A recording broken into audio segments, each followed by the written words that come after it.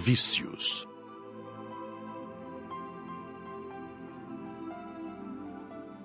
Dona Isaura começou a aula falando dos vícios em geral e deu uma definição. Vício é o uso costumeiro de toda e qualquer coisa que nos acarrete prejuízo.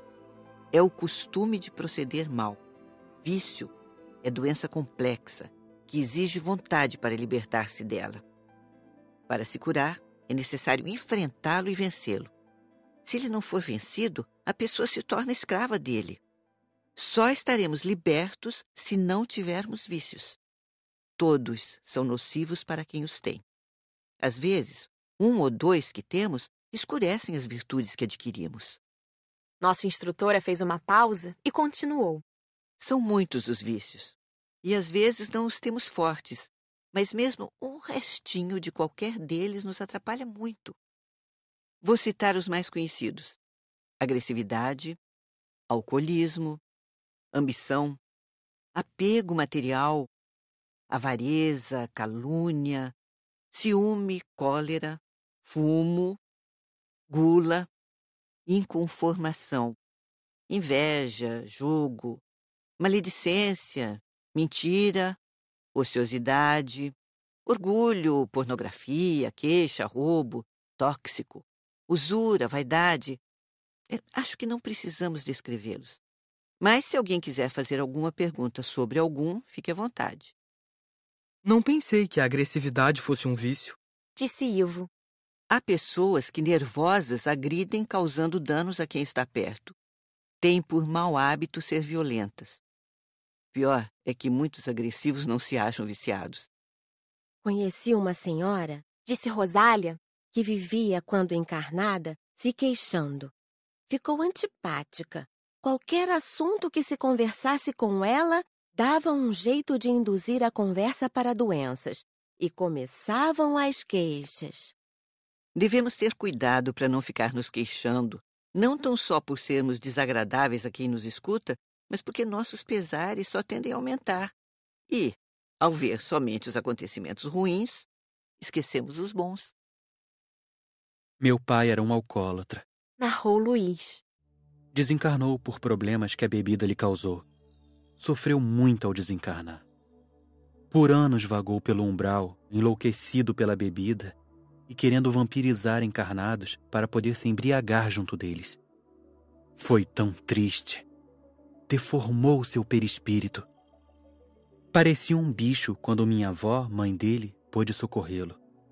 Está internado num hospital de outra colônia. Lesou tanto seu cérebro perispiritual que acho que não reencarnará perfeito. É verdade, Luiz. Disse Dona Isaura. Quando danificamos por vícios o que temos de perfeito, podemos reencarnar deficientes para um aprendizado. Mas esse fato não é regra geral. Seu pai, socorrido, talvez se recupere.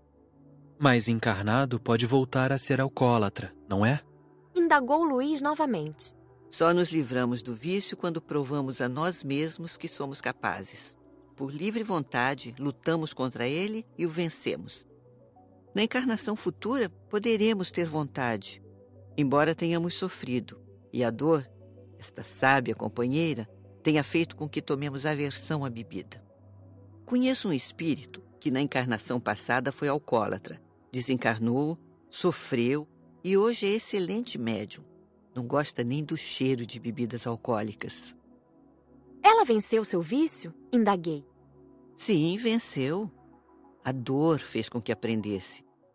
Todos os vícios nos levam à dor? Indagou Lauro. Depende também do mal que podem causar. Exemplo: se fumamos em local aberto e longe de outras pessoas, só a nós fazemos mal. Se é calúnia, pode-se fazer mal a outros. Há vícios que não são acentuados e por eles não se causou danos maiores. Outros são fortes, enraizados, prejudicam muito. Tenho uma irmã que nasceu muda. Tive tanta pena dela. Falou Nair, triste. Quando desencarnei, quis saber o porquê. Esse fato me incomodou muito por achá-lo injusto. Meu pai, que há muito tempo estava desencarnado, disse que ela na encarnação passada fora uma caluniadora. Fez muitas intrigas, prejudicando muitos.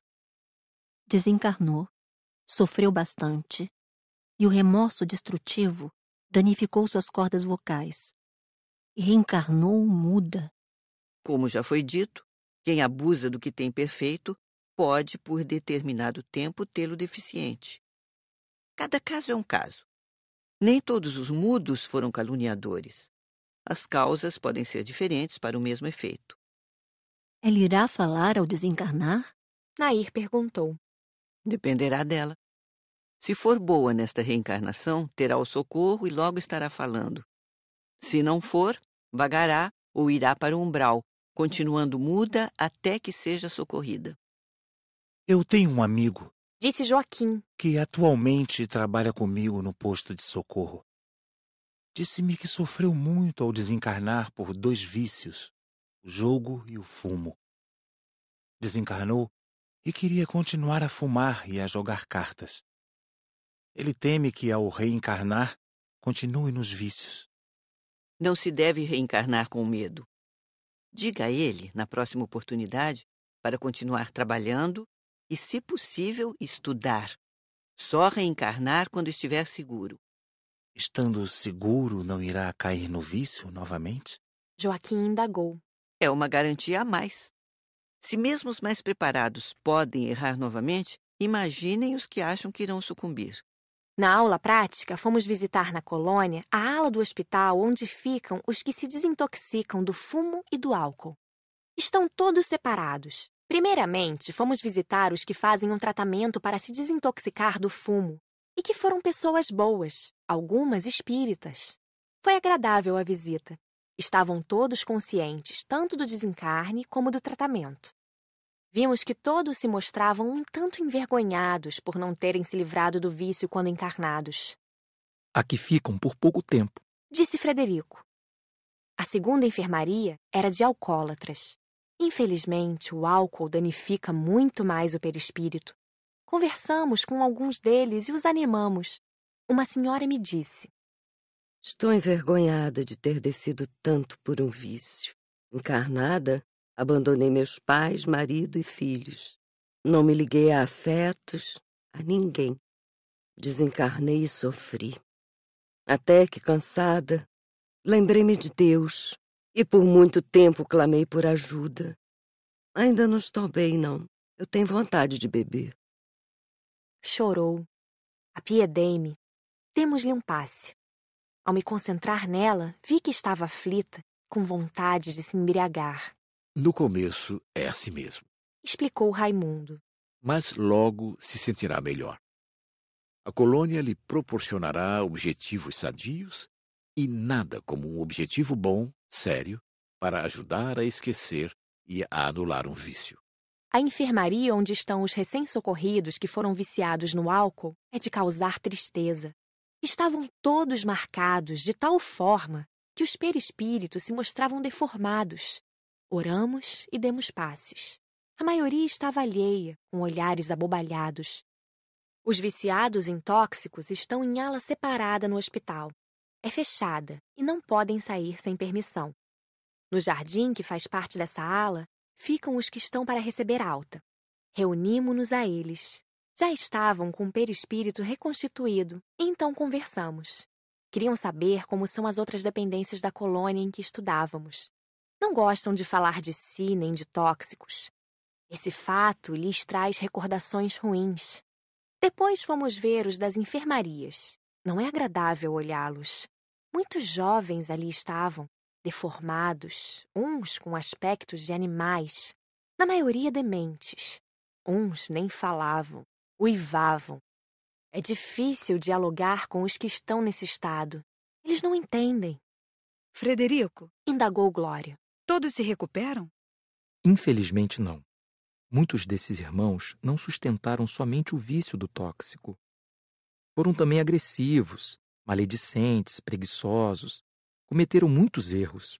O vício e o remorso destrutivos danificaram de tal forma o perispírito que não podemos recuperá-los desencarnados. Só um corpo novo, na matéria, os ajudará. Como deficientes físicos? Indagou Glória espantada. Sim, eles mesmos se danificaram. A reencarnação será uma bênção que irá curá-los. Visitamos uma parte da escola onde há orientação psicológica que ajuda na libertação dos vícios. Porém, para os viciados em tóxicos, há uma ala própria no hospital. Bem interessante. Os orientadores são muito simpáticos e instruídos. Atendem com hora marcada. Como não queríamos interromper nem vexar os consultantes, a visita foi rápida. Raimundo comentou: Todos temos sempre ajuda que nos facilita deixar o vício. Basta querer. Um senhor na sala de espera conhecia Raimundo e foi cumprimentá-lo. Muito simpático, cumprimentou-no sorrindo e disse: Queira Deus que nenhum de vocês passe pelo que passei. Por mentir, sofri muito. Eu tenho horror de mentir e sinto-me sufocado só em pensar em voltar a fazê-lo. Estou em tratamento aqui na escola. Quero tanto me libertar do vício da mentira e também do horror que tenho de voltar a fazê-lo. Eu tenho que me equilibrar. Ao sairmos, Marcela comentou com Raimundo: O horror de voltar a mentir pode lhe causar mal? Sim, pode. Odiar, ter horror, não é bom por nada. Devemos evitar os vícios com compreensão. Não é fácil abandonar um vício. Necessita-se primeiro de se conscientizar que o tem. Depois, fazer tudo para se libertar dele. Quando encarnados, provamos que estamos libertos dele ou empenhamos nossa luta para vencê-lo. Esse senhor teme que, ao reencarnar, volte a mentir e sofra tudo novamente. Mas, com a orientação que tem recebido, terá grande chance de compreender e aprender. Quem aprende e põe em prática, supera o vício. Não viemos ver viciados encarnados. Seria mais fácil ver os que não têm vícios, pois são tão poucos. Vícios, ainda, infelizmente, fazem parte da vida dos terráqueos. Voltamos à sala de aula para assistir aos filmes sobre tóxicos. Conhecemos as plantas que os contêm, como se refina, vimos como as drogas percorrem o organismo e o que ocorre com o cérebro, como se torna um dependente. Como drogas fazem mal ao corpo e ao espírito, exclamou Cida tristemente. Como as drogas fazem escravos. Depois, observamos muitos núcleos, cidades no umbral, onde se reúnem os viciados em drogas. Esses núcleos normalmente não são muito enfeitados, mas bem fechados. Não se entra ou sai dali com facilidade. Os filmes foram feitos por socorristas que, disfarçados, entraram e filmaram tudo. São cercados por altos e fortes muros. Seus prédios têm poucas janelas e quase todas com grades. O terrível são os porões onde estão as prisões. Nesses núcleos, há os chefes que quase sempre não são viciados em tóxicos. Lá existem muitos guardas e também estudiosos no assunto. Há laboratórios onde se realizam pesquisas, salões de festas e palestras. Há um local que denominam escola, onde se aprende a vampirizar, a obsediar, a vingar-se, a intuir os encarnados invigilantes a usar drogas. Os núcleos têm sempre biblioteca, onde, além da péssima literatura, são encontrados muitos livros e revistas sobre tóxicos. Esses núcleos têm como finalidade incentivar e exercitar os vícios do fumo, de bebidas e também os abusos da sexualidade. Tudo é sujo e de causar repulsa. No Brasil, há agrupamentos assim, de diversos tamanhos. Os maiores são os do espaço espiritual da cidade do Rio de Janeiro e de São Paulo. Entendi o porquê de as drogas deformarem tanto. Um drogado não liga para nada. Vai decaindo cada vez mais. Vimos muitos núcleos e fiquei com muita pena. Aqui estão Marcelo e Fábio, 2 ex-drogados, ex-moradores do Vale das Bonecas. Vieram responder a algumas indagações e conversar conosco. Surpresa agradável. Os 2 eram jovens, alegres e simpáticos. Fábio foi logo dizendo: Eu era assim antes de me viciar. Depois virei um farrapo humano. Desencarnei de tanto drogar-me. Vivi no vale por um bom tempo. Mas minha família, muito católica, orava com fé por mim. A oração vinha me iluminar, dando lances de clareza. Aí me dava vontade de mudar. Um dia, ao vampirizar um jovem, fomos, a turma e eu, cercados por um grupo de estudantes como vocês. Pedi socorro. Eles me levaram para o hospital. Fui internado e tratado por longo tempo. Agora estou servindo a comunidade que me abrigou. O que sentia quando estava no vale? Glória indagou. Eu só pensava em me drogar. Desencarnado, sentia mais falta da droga. Fazia tudo o que mandavam para ter a droga. Você ficou muito deformado? Ivo quis saber. Sim. Um dia, ao estar num quarto com um encarnado para juntos usufruirmos da cocaína, olhei no espelho e me assustei. Pouco me lembrava de mim sadio. Marcelo, e com você, o que se deu? Como caiu no vício?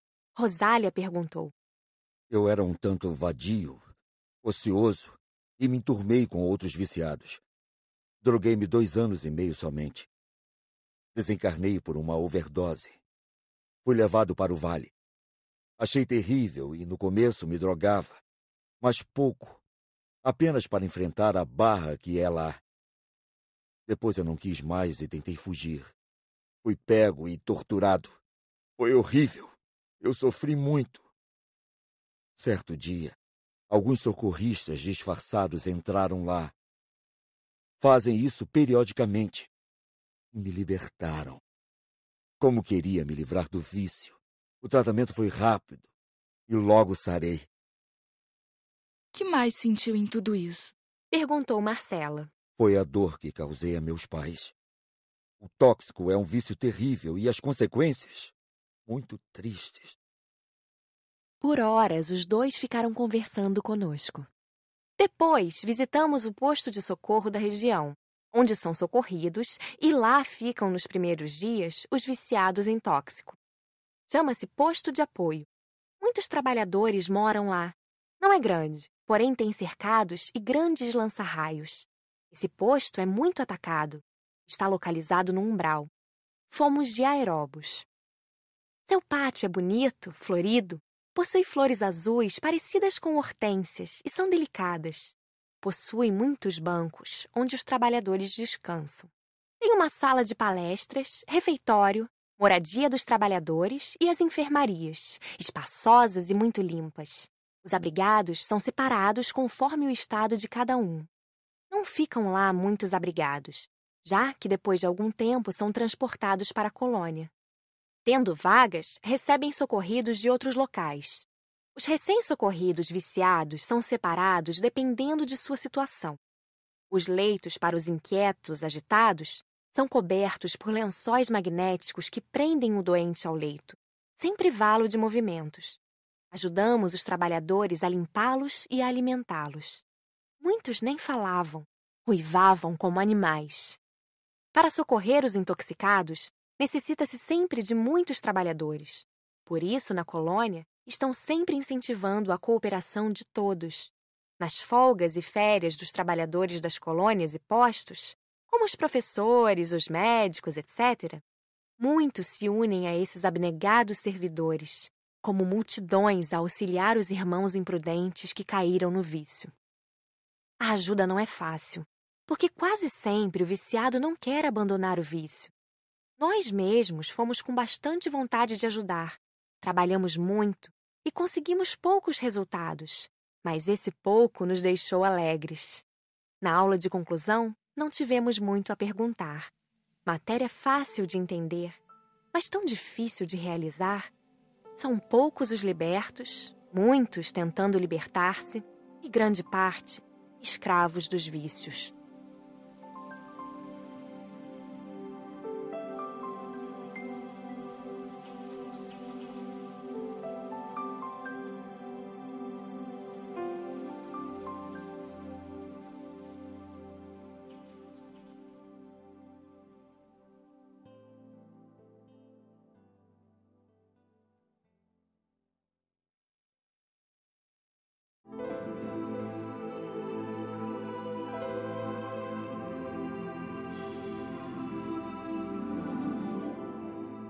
Agradecimentos.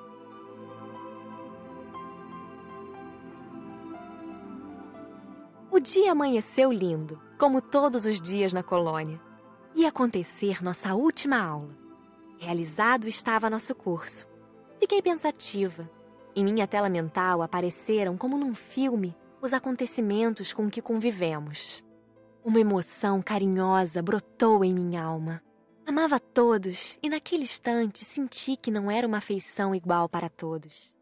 Mentalizei um de cada vez e vi jubilosa que Deus, ao nos criar, não fez cópias, mas nos deu a capacidade de amar indistintamente, vendo realçar em cada um os seus valores especiais.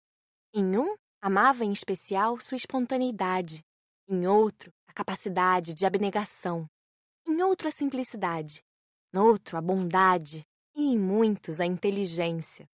Assim, as qualidades natas de cada um resplandeciam aos meus olhos. Pareceu-me que o amor, olhando dessa forma, se multiplicava dentro de mim, muito embora não houvesse como medi-lo. Ao me lembrar dos professores, senti um respeito profundo. De que forma poderia demonstrar minha gratidão por tudo que me fizeram, por todos os conhecimentos de que foram portadores e nos transmitiram? Agradecimentos? Não. Era muito pouco pelo tanto que nos fizeram. Não havia pagamento para esse tipo de bem adquirido. O mínimo que poderia fazer era tê-los como exemplo. Daqui para frente, todos os meus pensamentos e atitudes seriam baseados nas virtudes que eles demonstraram durante o período em que estivemos juntos. Meu coração transbordava de amor e afeição. Estava feliz. Não a felicidade que na matéria procuramos como sinônimo de poder, facilidades e ociosidade. A felicidade que sentia tinha como fruto o desejo ardente de trabalhar, servir, amar intensamente todas as manifestações de meu Deus, pois Ele é tudo para mim. E eu o via em todos os meus amigos, irmãos e instrutores. Começaram as despedidas. Senti profundamente. Alguns do nosso grupo mudariam de trabalho, entusiasmados com outras formas de servir. Todos os pedidos de mudança foram aceitos, deixando-nos contentes. Somente Lauro, Laís e eu continuaríamos a estudar. Só que iríamos nos separar também. Os dois iriam para uma colônia de estudo e eu para outra. O que irá fazer, Patrícia? Indagou Nair. Passarei os dias que tenho livre com vovó e a visitar meus familiares. Depois volto a estudar. Anseio por aprender e conhecer. Memorizei a conversa que tive com meu amigo Antônio Carlos. Patrícia, disse ele, irei acompanhá-la a uma colônia de estudo, onde fará um curso mais profundo do plano espiritual e do Evangelho. Falou entusiasmado dessa colônia. É linda. Nela encontrará grandes amigos. É mais uma etapa. Depois quero levá-la à casa do escritor, local onde estudará, aprenderá a ser uma literata para ditar aos irmãos encarnados tudo o que vê e aprende. Gosta muito da casa do escritor, não é? Indaguei. Sim. Amo diletamente esse local. É uma colônia onde irmãos que amam aprender e ensinar se unem em esforço mútuo na divulgação da boa literatura. É maravilhosa. Na sala de aula, conversamos cerca de meia hora, contentes e tristes ao mesmo tempo. Todos sentiam o término dos estudos, mas estávamos contentes por tê-lo concluído. Ninguém poderia dizer que era o mesmo de antes. Sentíamos-nos enriquecidos. Dona Isaura e Raimundo logo iriam receber outra turma. Frederico voltaria à sua colônia de estudo, onde lecionaria determinada matéria no curso de medicina. E Flor Azul? Ao ser lembrado, esse amigo entrou na sala. Peço licença para estar junto de vocês nestes últimos momentos. Abracei-o demoradamente.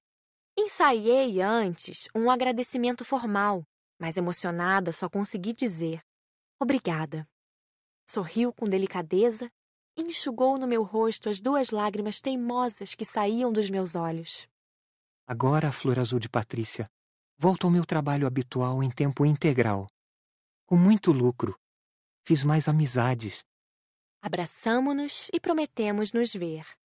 Raimundo pediu silêncio. O nosso amigo instrutor não era de muito falar. Com um sorriso nos lábios, nos olhou carinhosamente. Amigos, Agradeço-lhes por terem feito deste estudo um ótimo aprendizado, por terem feito deste trabalho uma ajuda a outros irmãos. Conhecimentos adquiridos são nossos bens, tesouros que nos enriquecem. Foi um prazer conviver com vocês. Espero que coloquem em prática o que aprenderam nestes meses de convivência. Estamos em condições de ajudar. É maravilhoso. Agora, vamos unir nossos pensamentos em agradecimentos ao Pai, a quem devemos tudo. O agradecimento deve ser dentro de cada um.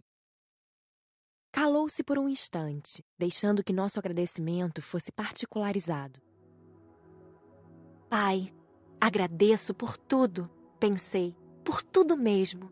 Sou tão feliz, tenho recebido tanto. Ajude-me a ser sempre digna de continuar recebendo. Raimundo, com voz emocionada, orou o Pai Nosso. Em seguida, demos vivas com alegria. Feliz por ter encerrado mais uma etapa, outro curso dos muitos que ansiava fazer.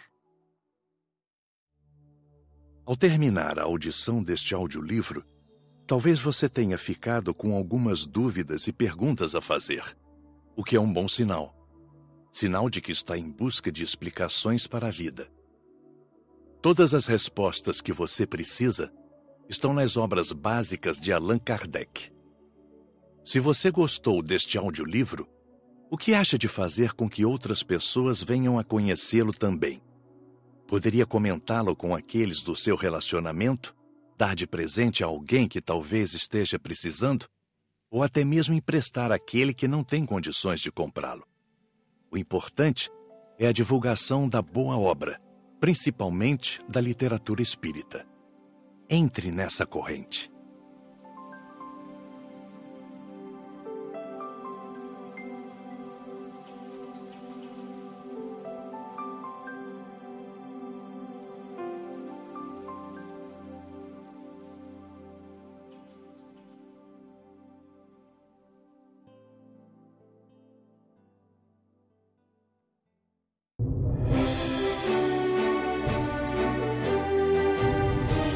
Você acabou de ouvir um audiolivro da editora Plugme.